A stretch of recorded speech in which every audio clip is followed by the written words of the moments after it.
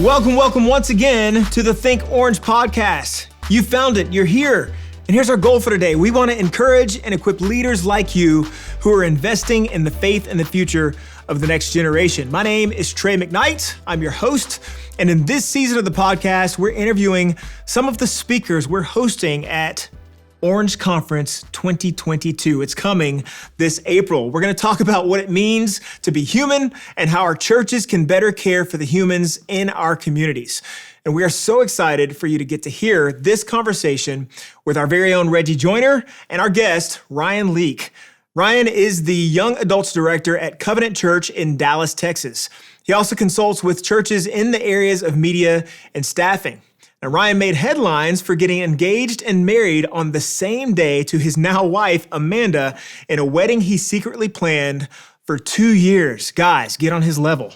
Now, the entire day was captured on film, and the video quickly went viral. Ryan and his wife speak around the country, encouraging healthy relationships. So, without further ado, let's dive into this conversation with Ryan and Reggie. Well, it's so great to be here with Ryan Leak and to talk about Orange Conference 22, right around the corner in about 3 months. Yeah. And awesome. Ryan, I'm just going to go, right ahead and say something that I probably shouldn't say publicly. Okay. Every year you are rated as one of the favorite speakers and communicators at Orange Conference. Is that right? It is. Well, it is. And I know it's because of how I've coached you and how I've mentored you in your communication skills, but I mean, you always just knock it way over the fence. And this year, the theme is Be Human. So when you hear that theme, what are the ideas you have running around in your brain about that theme?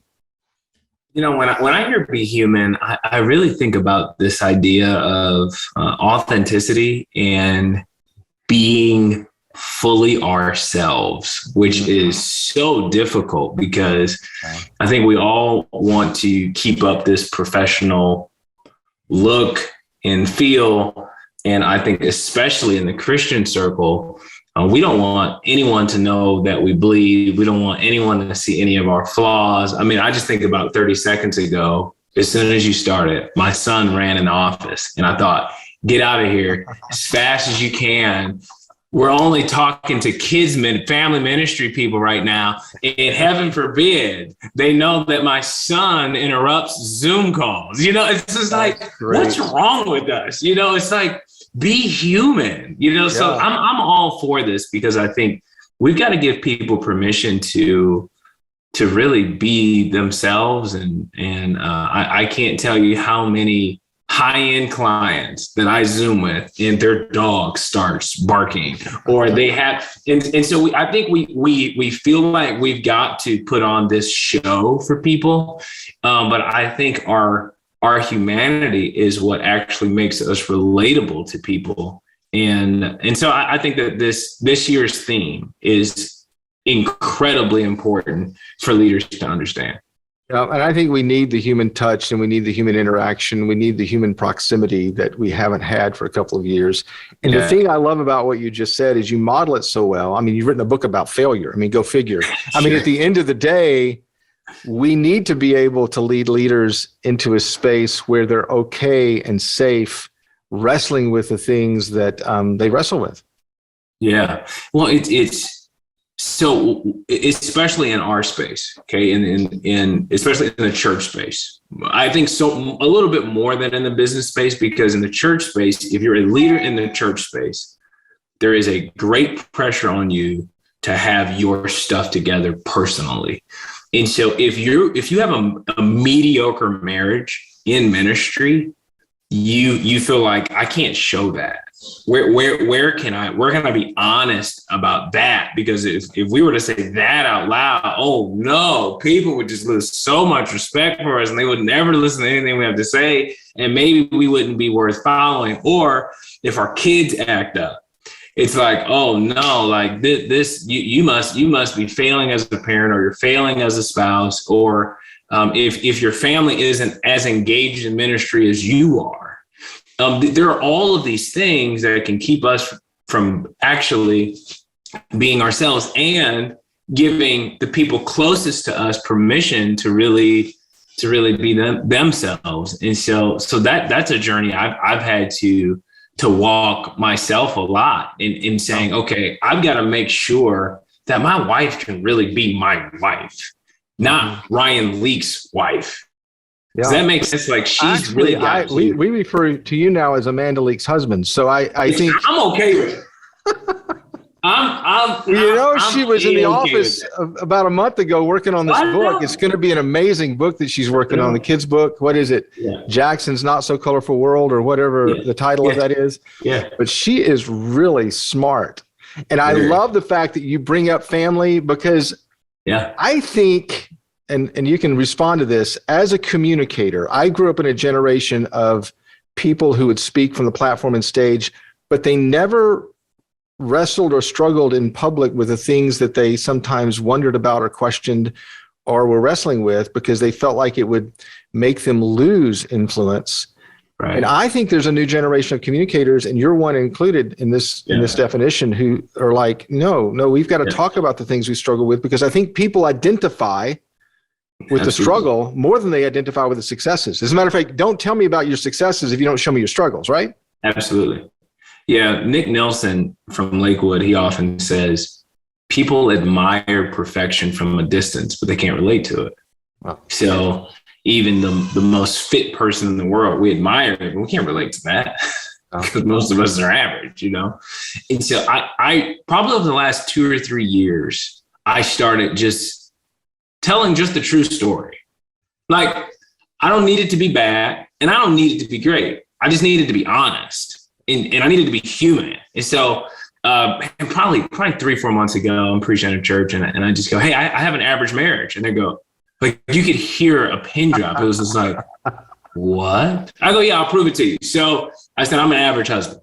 My wife's an above average wife, but when you put us together, it's about average. And I said, we're average. We communicate on an average marriage level. And so the other day, my wife said, hey, Ryan, I'm looking out for this piece of mail. Please don't throw away the mail. You want to know what I did? I threw away the mail. You want to know who does that? Average husbands. That's me, guys. That's me.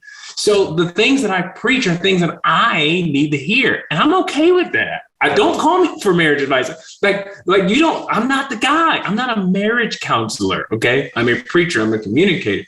And so now we don't have knockdown, drag out fights. Again, we're probably somewhere in there an average of just going, Lord, would you help us do this well and lead our family well? And we don't always get it right, but we are always trying to.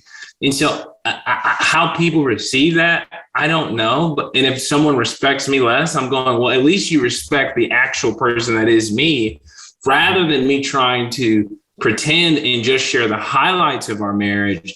And just then I'm not even human. And so I think it's more important than ever as communicators and as leaders that we lead with a certain level of vulnerability, of just going, hey, we're humans, we bleed, we're not Clark Kent, we're not Superman, we're not Wonder Woman. It's so great that you say that. I think most leaders in this space probably believe if people really knew who they really were, they would be disqualified to some degree.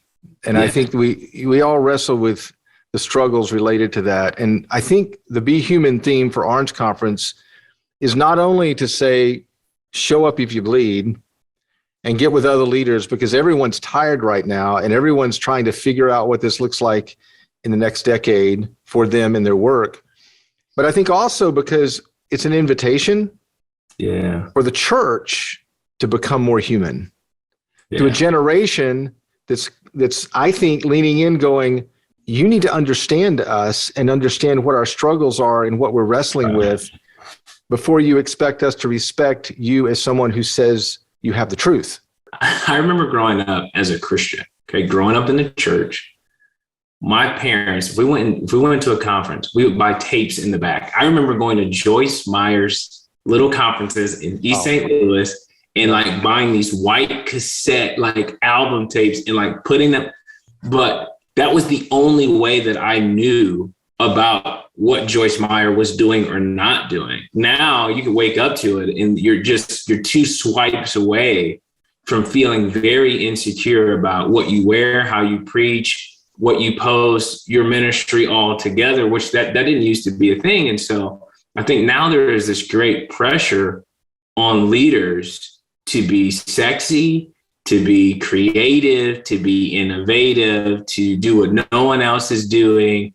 And like, you just forget to read the Bible every now and then, of just going like, why don't we feed the poor and help people in prisons and help widows and orphans and love our community well in jeans and a t-shirt, as if that doesn't work anymore. Now, it's not as sexy, but guess what? It actually is pretty impactful. You'd be surprised what just love your community will do for your community. And so, Reggie, I've been on this kick lately. I'm trying to be boring. Wow. I'm trying to go backwards. It's weird. I wrote the most boring message I've ever written for this Sunday, and I can't wait to give it. It's on worship.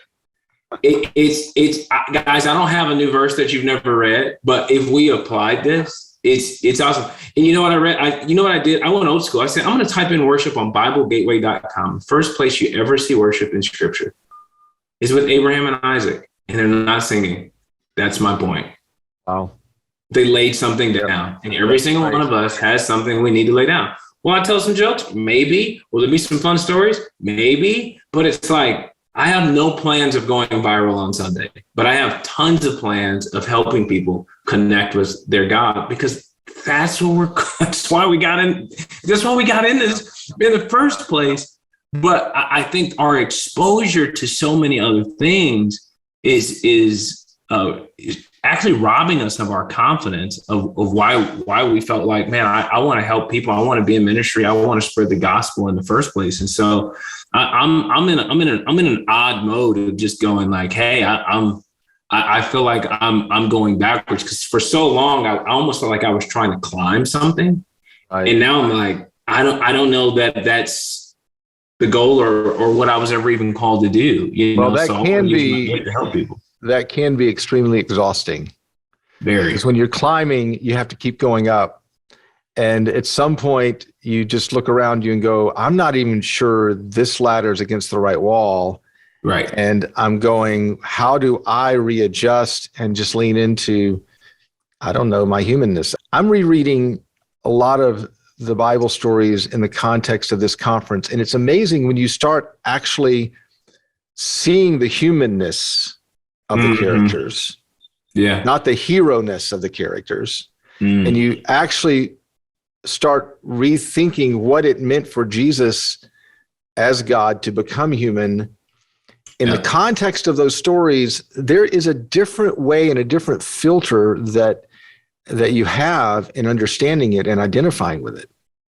Oh man, there's the only options you have in scripture are human. Every now and then animals start to play a part. You got one giant.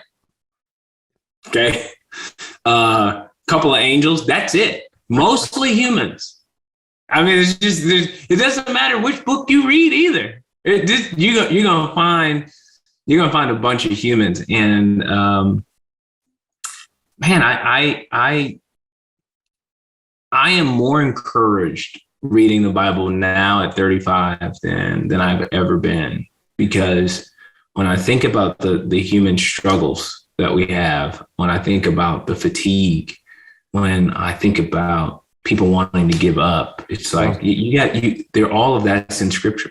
Yeah, it's so powerful. I agree with you. I mean, looking back at the disciples, I mean, they were worried, they were afraid, they were skeptical, they were tired.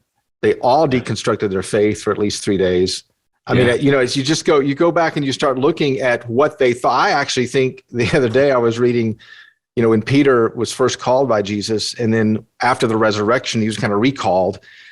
And you kind of feel like his first, commitment to Jesus was based off the wrong motive. Yeah. Because, he gave up his business because he thought Jesus was going to be the Messiah and set up a political kingdom. You come to the end of the story, and then Jesus says, hey, so now will you follow me? Because I'm going to tell you how you're going to die. So it's like, okay, I mean, this is human. It is, man. Yeah. And there, you don't get any more human than Peter. No. He's got every emotion. He's got insecurity. He's got anger. He's got confidence sometimes. I mean, he rides the roller coaster. Which gives us all hope, I think. Oh yeah. Oh yeah. And again, that's why I love your posture as a communicator. I love your posture as a leader. And I think that kind of drove you to write a book about failure, right? Absolutely. I spent my 20s deathly afraid that people were going to find out I had no idea what I was doing. Mm-hmm. Then in my 30s, I just started telling people. And then I started getting paid to tell people that, which is just crazy. Yeah. It was like, hey, could you come share that with our people? And here's the funny thing is I would sit with C-suite executives and they'd be like, I can't believe you just told us all that you don't know what you're doing. I was like, because I don't know. And they go, well, we don't either. I went, well, why don't we talk about it? And it was just like, well, we all would just get in the boat together. It's just like, we're all trying to, I don't know who's watching the show. I really don't, but I have thoroughly enjoyed sharing my failures, not just in the church, but with the marketplace of just going, hey guys, I would love to pretend like I have it all together, but I don't. And when I share those stories, it's amazing who comes out of the woodworks to say, oh, I've been wanting to tell somebody this for a very, very long time. I got more degrees than fingers. And I still have no idea what I'm doing in my life. And again, they identified with your point of weakness and your struggle much faster than with your successes or what you know. Oh man, and what it does is it frees us up to actually help people, because now they know you have no agenda. Now hey, I'm not trying to impress you. I'm actually sharing my failures with you. I was getting ready to speak for a really large insurance company. And one of the questions I asked people I'm getting ready to speak for is, who's the best speaker you've ever had and who's the worst? Like, hey, I want to know good, bad, and ugly, make sure I don't do what the worst is and try and do better than the best, right?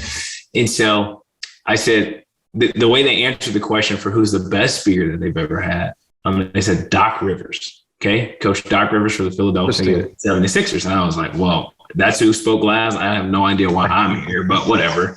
And I said, so what made Doc Rivers so special? Besides him being Doc Rivers, this is the exact phrase that they used. They said, he was agendaless. Oh.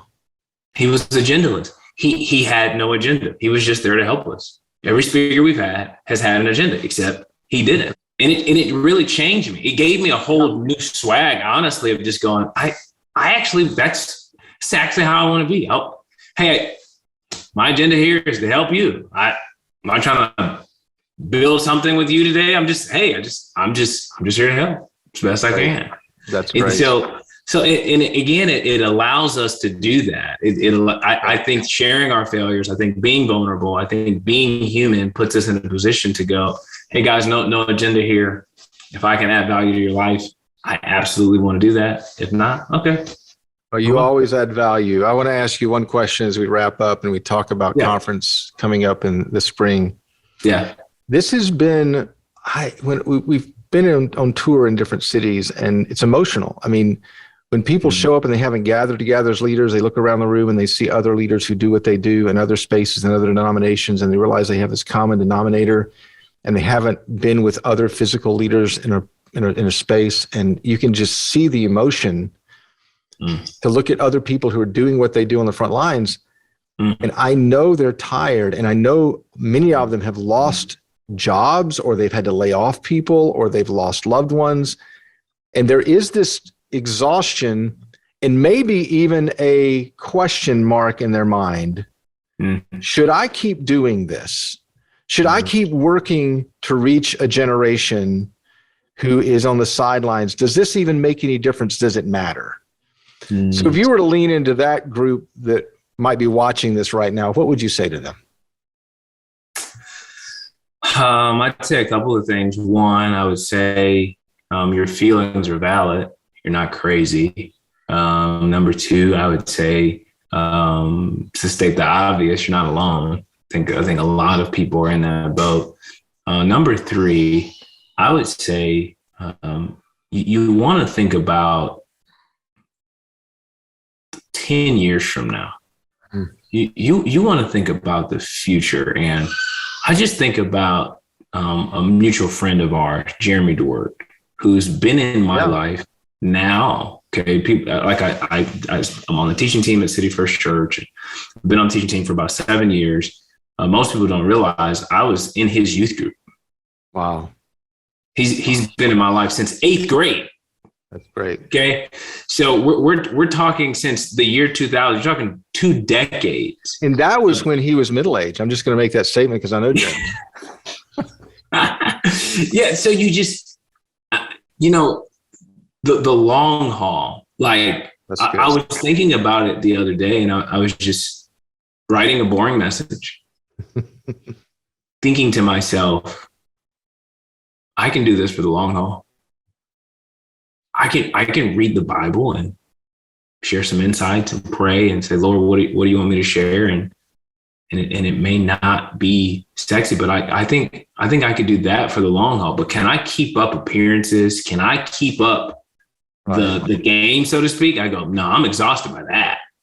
I'm like, man, can I do the very, very simple things of ministry for the long haul? And I was writing the other day and I thought, I'm going to look up in my 50s and I'm still going to be telling people about Jesus. And so I just encourage people to think about the long haul. And you think about the long haul impact of students and families.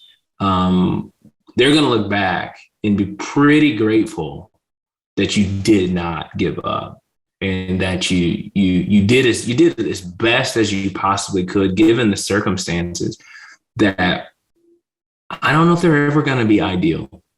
I don't know that that's coming around the corner. Oh, yeah, I agree. But I would encourage a person to think about the long haul and think about, okay, 10 years from now, there will be more ups and there will be more downs. Mm-hmm. There will be more conversations around race that are dicey. Yep. Political unrest. I mean, what are we, 10 minutes away from more? I mean, like, just buckle your seatbelts, ladies and gentlemen. Like, that's just where we are in life. Oh, yeah. And so, but I think we've got to think ahead. I think we are so reactionary. We're so shocked by things that happen in culture. At some point, I think we've just got to prepare for it and say, okay, I know people are going to be fighting a year from now, and 2 years from now.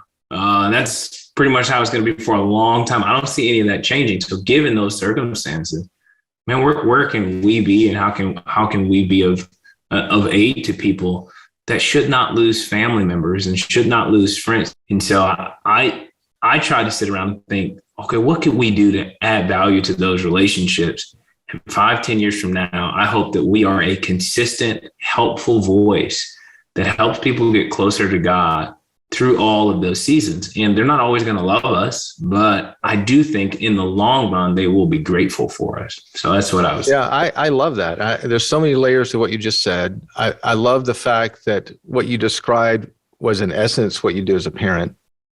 I mean, you can't control, you know this by now as a parent, you can't control so much of the environment around your kids and what happens, but you can continue to show up in the spaces, continue to demonstrate what it looks like in the contrast of those things, to be present in their lives.